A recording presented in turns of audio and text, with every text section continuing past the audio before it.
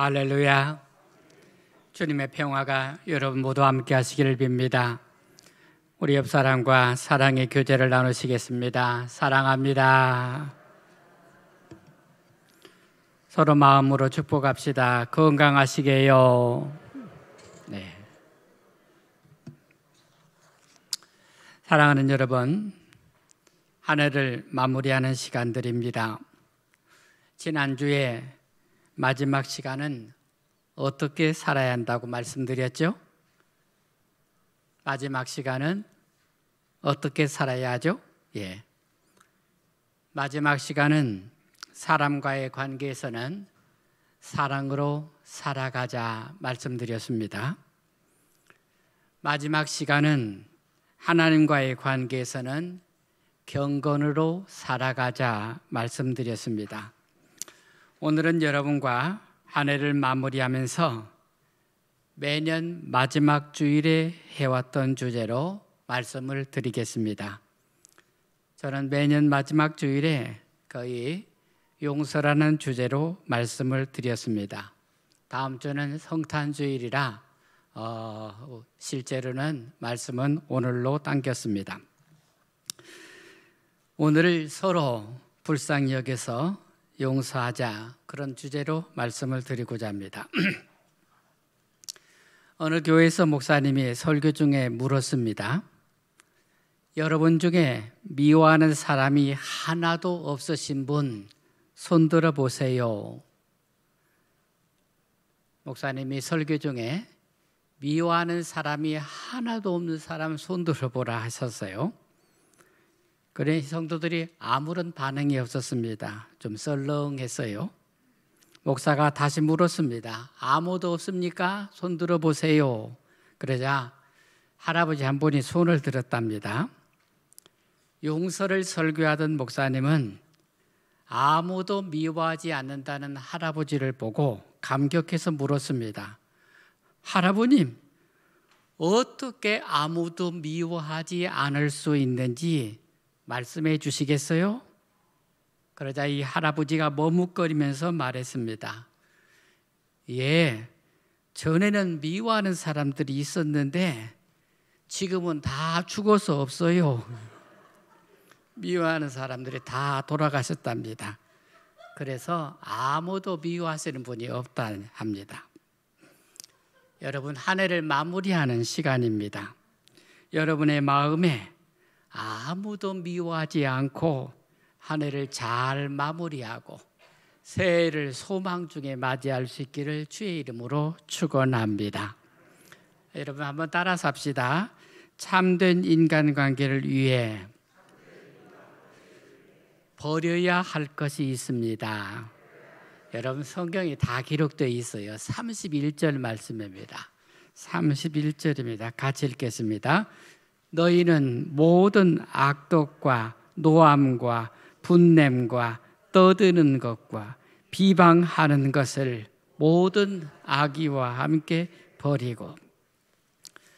이 말씀 우리가 버려야 할 것이 있다고 하세요. 그것을 악독, 노함, 분냄, 떠드는 것, 비방이라 하셨습니다. 이 5가지는요, 우리가 세상 사는 동안에 사람과 더불어 살아갈 때 우리에게서 나타나는 것들을 말하는 것입니다. 악독은 이웃에 대하여 품고 있는 나쁜 감정을 말합니다. 사람이 누군가에게 감정이 안 좋아요. 그것 때문에 화해를 해야 되는데 화해를 거부하고 있어요. 그런 상태를 가리킵니다. 이것은 내 안에 있는 것이죠. 그래서 타인을 상하게 하기 전에 먼저 나를 상하게 합니다. 여러분, 쇠가 녹이 쓰는 것을 생각해 보세요. 쇠가 녹이 슬면 자기 몸이 상하는 것입니다. 다른 사람으로 인해서 내 속에 악독이 생기면 결국 상하는 것은 자기 자신입니다. 그러므로 하나님께서는 남을 생각해서 버리라는 것이 아니라 자기 자신을 생각해서 버리라고 말씀합니다. 노함과 분냄은요, 분노에 대한 감정을 표현하는 것입니다. 노함은 갑자기 감정이 복받치는, 솟구치는 것을 뜻해요. 분냄은요, 내 마음속에 미움의 감정이 자리 잡았어요. 그래서 지속적으로 습관적으로 나타나는 것입니다.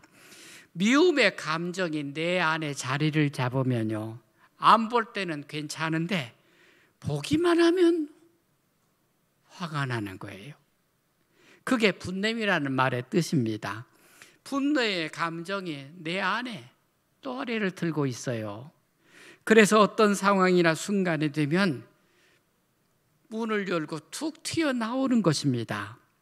떠드는 것은 분노를 자제하지 못하고 소리 지르는 것이고요, 비방은 상대방을 나쁘게 말하는 것들입니다. 악의는 이런 것들이 나오는 마음밭을 말합니다. 그래서 악의와 함께 이 모든 것들을 버리라고 하세요. 이 버리라는 말은요, 자연스럽게 잦아들게 내버려 두라, 손대지 말라는 거예요. 이걸 건들지 않으면요, 자연적으로 소멸된다는 것입니다. 그런데 건들지 않으면 소멸될 것을 자꾸 건드려요. 그래서 키워가는 것입니다. 여러분, 성도들이 거룩한 삶을 살게 되었기 때문에 이런 것들은 내버려 두면 자연적으로 찾아들게 되어 있습니다. 그런데 거룩한 사람들이요, 가끔 한 번씩 꺼내서 써요. 그러니 없어지지 않는 것입니다. 이런 것은 가만히 놔두고 안 쓰면 없어지는 것이다.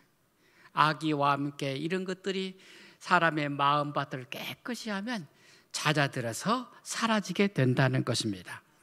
여러분, 사람이 가진 약점 중에요, 치명적인 약점이 있어요. 그게 뭘까요?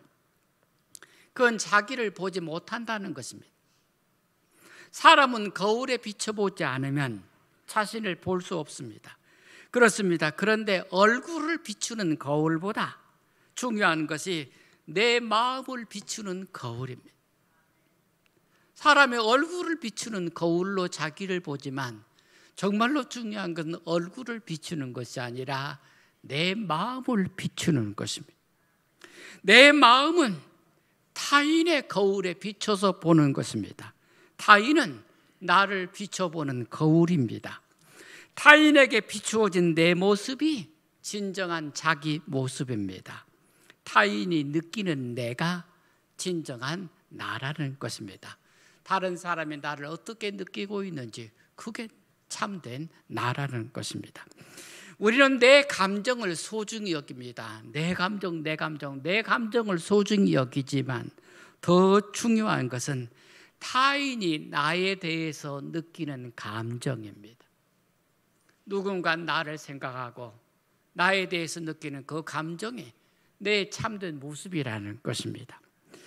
참된 관계를 맺기 위해서는 이것을 볼 수 있어야 하겠습니다.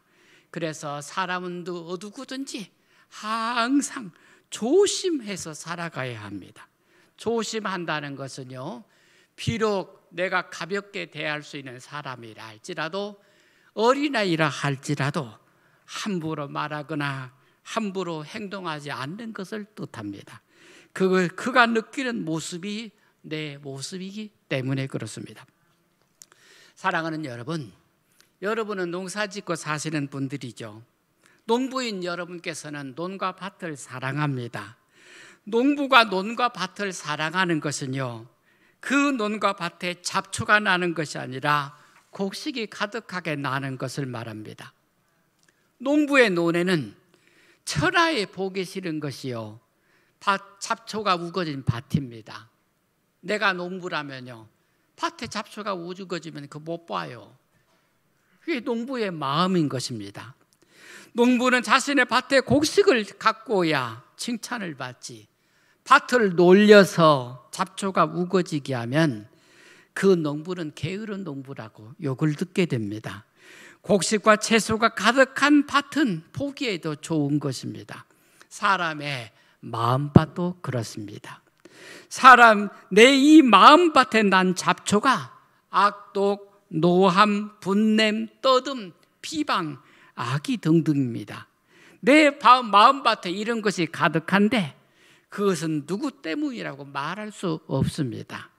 내 마음밭의 관리자는 나 자신입니다. 자기 밭에 난 잡초를 가지고 남을 탓하는 농부는 없습니다. 내 밭에 잡초가 나는데 왜 남을 탓하게 됩니까? 우리는 내가 화가 나는 것이 누구 때문이라고 말하고 싶어 합니다. 누구 때문에, 뭐 때문에 화가 난다고 말하고 싶어 하지만 여러분, 그것은 어리석은 것입니다. 우리는 마음을 맑게 해야 합니다. 사람들에게 내 진심이 보이도록 마음이 맑게 해야 됩니다. 여러분, 사람이 좋은 사람이 어떤 사람이 좋은 사람입니까? 편한 사람입니다. 누군가 참 편한 사람, 그 사람 앞에 가면 내가 자유로워. 어떤 사람 앞에 가면 내가 불편해. 내 마음이 편하지 않은 거예요. 어떤 사람의 앞에 가면 내가 행동이 자유스러워. 아무런 부담이 없어. 여러분, 이게 편한 사람이에요. 마음이 순수한 사람이 편한 사람이 되어주는 것입니다. 사랑하는 여러분, 사랑하는 성도들은요, 우리 성도님들은 다 그리스도의 보혈로 깨끗해진 사람들입니다. 여러분, 어떤 사람이 좋은 집 지어놓고 깨끗하지 않은 물건을 들여놓겠습니까? 우리 모두가 다 그리스도의 보혈로 깨끗함을 받은 성도들입니다. 그러니 선한 눈을 갖고 우리의 마음밭을 맑게 해야 하겠습니다. 그러면 악의와 함께 온갖 나쁜 것들이 다 버려지게 되어 있는 것입니다. 이 은혜가 여러분께 있기를 주의 이름으로 축원합니다. 한 번 더 따라서 합시다. 주님이 우리를 용서하신 것처럼 서로 불쌍히 여겨 용서합시다. 여러분, 32절 말씀입니다. 32절입니다. 같이 읽겠습니다. 서로 친절하게 하며 불쌍히 여기며 서로 용서하기를 하나님이 그리스도 안에서 너희를 용서하심과 같이 하라. 서로 친절하게 하고 불쌍히 여기라. 타인의 필요를 생각하고 관심을 갖는 태도를 가리킵니다. 우리는 사람을 향해서 어질고 자비로워야 합니다. 우리는 사람을 향하여 불쌍히 여기시는 하나님의 마음을 가져야 합니다. 그래서 여러분, 여기서 친절과 불쌍히 여김은 하나님의 성품에 속하는 것을 말합니다. 성경은 우리에게 사람을 대하는 데 있어서 하나님의 성품을 가질 것을 말씀하시는 것입니다. 사람에게 필요한 것이 그들을 친절하게 대해주는 것이고 불쌍히 여겨주는 것입니다. 성경은 우리가 서로 그렇게 하라고 말씀하시는 것입니다. 일방적으로 동정하라는 것이 아니라 그리스도인들은 서로가 서로에게 서로 친절하고 서로 불쌍히 여겨 그런 마음을 갖고 살라고 하시는 것입니다. 우리 한사교회 성도님들이 어질고 자비로우시기를 주의 이름으로 축원합니다. 서로 용서하기를 하나님이 그리스도 안에서 너희를 용서하심과 같이 하라 하셨습니다. 사람은 가까운 사람끼리 다투는 법입니다. 모르는 사람하고 다툰 일이 있습니까? 우리가 서로 어울려 살아가는 모습이 설거리 통과 같습니다. 어울려 산다는 것은 서로 부딪힌다는 것입니다. 그래서 인간 관계에서는요, 용서가 전제되어야 합니다. 누구하고 관계를 맺고 살기 위해서는요, 항상 용서하는 마음이 전제가 되어 있어야 합니다. 그 용서를 하나님이 그리스도 안에서 우리에게 하신 것처럼 그렇게 용서하라고 하십니다. 하나님이 용서하시는 방법은요, 그리스도의 십자가의 죽음을 통해서입니다. 그게 무슨 뜻입니까? 하나님이 자신의 아들에게 인간의 죄책을 전가하신 것은 인간의 잘못을 자기 자신에게로 돌린다는 것입니다. 인간의 허물과 죄책을 하나님은 모두 다 자기 자신 안으로 돌리신 것입니다. 그게 하나님의 용서입니다. 그리스도인의 용서는 그와 같은 것이어야 합니다. 형제의 잘못을 형제에게 묻지 않고 자신이 감당해 주는 것, 그것이 용서입니다. 미국의 시인 T.S. 엘리어트라는 사람이 있습니다. 그가 인간관계를 이렇게 말했습니다. 인간의 관계란 결국 사랑할 수 없는 존재와 사랑받을 수 없는 존재의 관계다. 인간관계가 뭐라고 생각하십니까? 엘리어트는 인간관계를 사랑할 수 없는 사람이 사랑받을 수 없는 사람과 맺은 것이 그게 인간관계라 했어. 여러분, 사랑할 수 없다는 게 뭘까요? 사람이 사랑할 줄을 몰라. 말하는 것도 서툴러, 행동하는 것도 서툴러. 그래서 실은 마음으로는 사랑하는 것처럼 하는데 받는 사람에게는 그게 상처가 되고 아픔이 돼요. 그게 사랑할 줄 모르는 거예요. 그런데 반대편에서는요, 그는 또 사랑받을 줄을 몰라. 사랑받는 게 뭔지를 몰라. 그래서 말을 들어도 사랑으로 받지를 못하고 행동을 보아도 사랑으로 받을 줄을 몰라. 그러니 사랑할 줄 모르는 사람과 사랑받을 줄 모르는 사람이 함께 만나서 부딪히고 살아가고 있으니 문제투성이라 그래. 그게 인간관계라는 말씀입니다. 그게 마치 고슴도치 사랑 같아요. 사랑해야 하는 것은 알지만 사랑할 줄 모르고, 사랑받는 것이 필요하지만 사랑받을 줄 모르는, 그래서 떨어져 있으면 외롭고 가까이 다가가면 상처가 되는 것, 그게 인간관계라는 것입니다. 그러니 인간관계에는요, 용서가 전제되어야 하는 것입니다. 여러분, 내가 누구를 만나러 가요? 그 사람이 오늘 내 흠을 볼 것이라면 어떻게 만나러 갑니까? 만나는 사람마다 흠만 보이면 어떻게 인간관계를 맺고 살아가겠어요? 그래서 여러분, 우리가 누구를 만나든지 어떤 관계를 맺든지 사람과 사람 사이의 관계에서는 항상 용서가 전제되어 있어야 한다는 말씀입니다. 상대방의 실수와 허물을 용서하려는 마음이 우리 모두의 마음이 되기를 주의 이름으로 축원합니다. 아나스타시우스라는 수사가 있었습니다.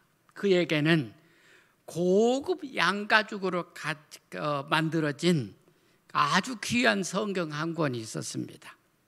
어느 날 동료 수사가 자기 방에 다녀갔습니다. 책상 위에 있던 성경이 없어졌어요. 아나스타시우스는 누가 성경을 가지고 간 줄을 알았어요. 누가 가져간지를 알고 있었어요. 그런데 아무 문제를 삼지를 않았습니다.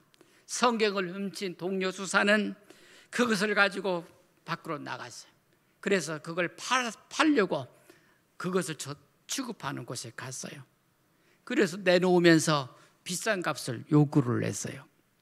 그래서 상인은 성경을 잠시 빌려달라고 하고서는 평소에 그가 존경하던 아나스타시우스 수사에게 찾아갔어요.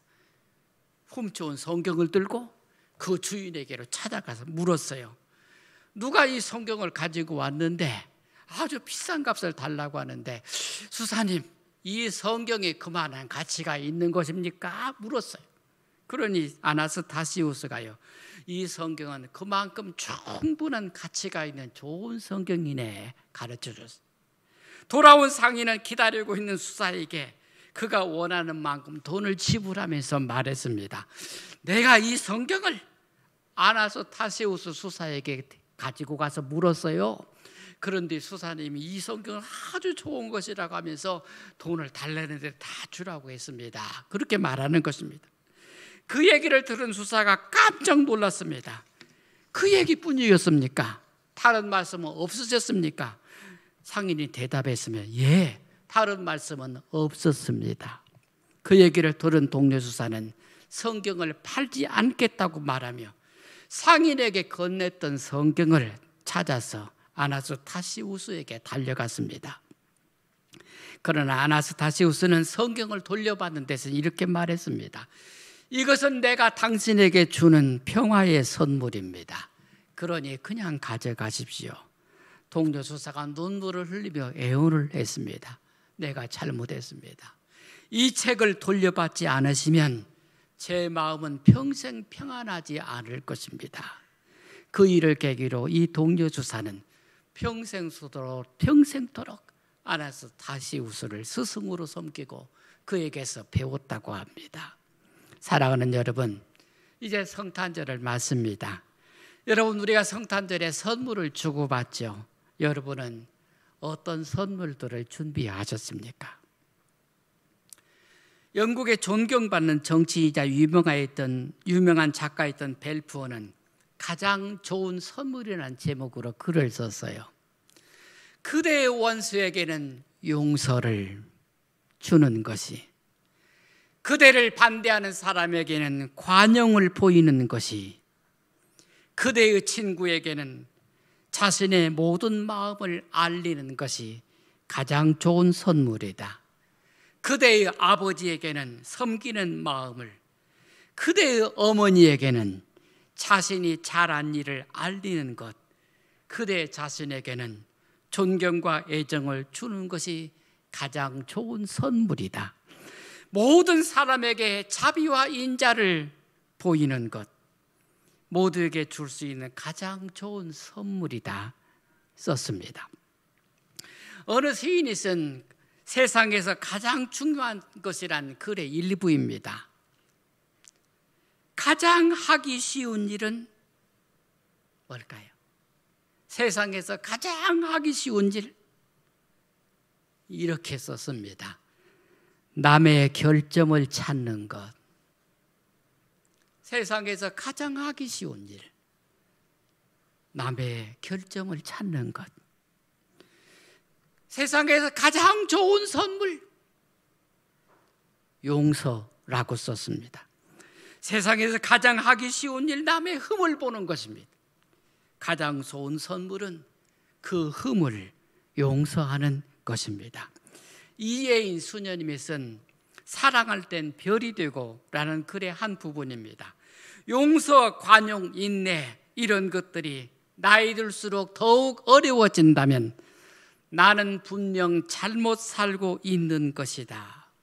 사랑하는 여러분, 누군가 용서하는 것이 힘이 드세요? 잘못 살고 있는 것입니다. 누군가 용서하는 것이 힘이 듭니까? 잘못 살고 있다는 것입니다. 잘 용서하시고 계십니까? 여러분, 잘 살고 계시는 것입니다. 주님의 말씀입니다. 서로 불쌍히 여겨 용서하라 하십니다. 세상에서 가장 불쌍한 사람이 누구인지를 아십니까? 세상에서 가장 불쌍한 사람이 누구인지를 아십니까? 제 아내입니다. 못난 저하고 사느니라고 얼마나 힘든지 아십니까?